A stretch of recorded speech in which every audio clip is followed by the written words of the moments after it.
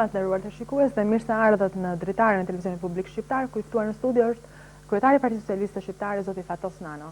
Mirë se ardhët në studio, zoti Nano. Mirëmbrëma Rodin, mirë se u gjej. Ishin të gjithë në dyshim se nuk do vinit, përfshi dhe mua, përfshi të gjithë ata që telefononin, ndoshta për shkak se thonë se ju nuk i çoni gjërat deri në fund, ose sepse kryeministri dje anulloi një intervistë televizionit Klan. Në fakt u erdhët. Me sa duket bota është bërë e vogël dhe edhe kur stakohesh në ekran nuk e ku i shmangesh më detyrës. Ndërsa nuk e di pse Meta nuk është shfaqur mbrëm për Ilirën e kam fjalën në intervistën e programuar. Por unë nuk kam një arsye të pres çfarë do thot Meta, se kam 10 vjet që e dëgjoj dhe tani po pres të dëgjoj vërtet një përgjigje shumë serioze ndaj problemeve kritike që përballojmë në Partinë Socialiste dhe Qeverisje. Dhe fillojmë me pyetjen e parë atëherë, zoti Nano.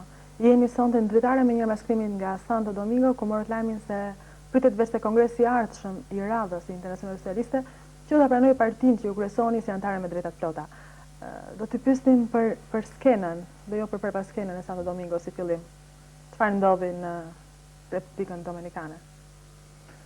Në Republikën Dominikane u mblodhën anëtarët e Këshillit Internacional Socialiste, i cili mblidhet 2 herë në vit, si rregull një herë në Evropë dhe një herë jashtë saj. Organizata Internacionale Socialiste vazhdon të jetë organizata më e madhe politike ndërkombëtare, që është nga fillimi i viteve 50 grupon forcat e smajtës së re, demokratike dhe social-demokrate.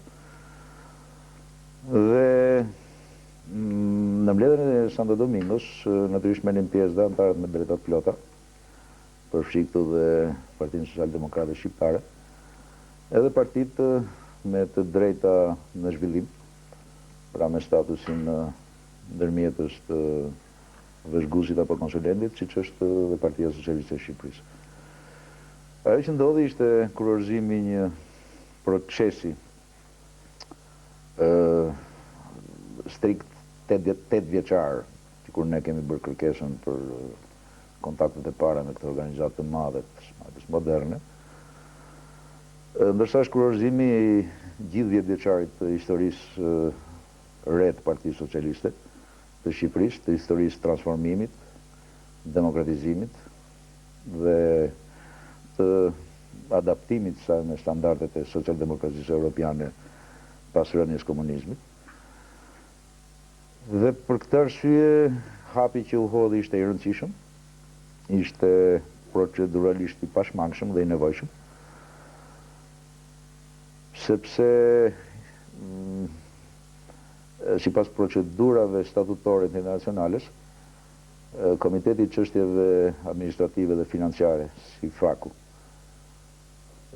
duhet të shprehet për kërkesën e partive që trokasin, partive anëtare që duan të ngrenë më lart statusin e tyre në marrëdhënie internacionale.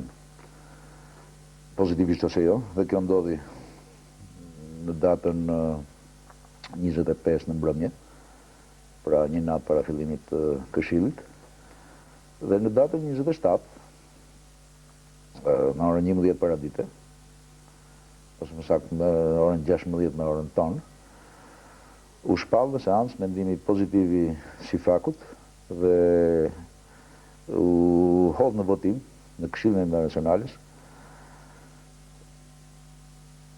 përparimi i statusit Partisë Socialiste të Shqipërisë në anëtar me drejtat plota internacionale, që do të formalizohet. Është një çështje sërish pashmangshme proceduralisht në Kongresin e ardhshëm, Kongresi bën anëtarësimet përfundimtare, dhe që e sjell Partinë Socialiste të Shqipërisë përveç rritjes së detyrimit financiar në buxhetin e vitit 2002 ne do të duhet të paguajmë një kuotë anëtarësie prej $9.000 nga 6.000 që kemi paguar si vjet dhe 4.500 vitin e kaluar, në barazimin në të drejta dhe përgjegjësi me partitë e tjera anëtare të plota, që e përkthyer shqip do të thotë nga vlerat që ka krijuar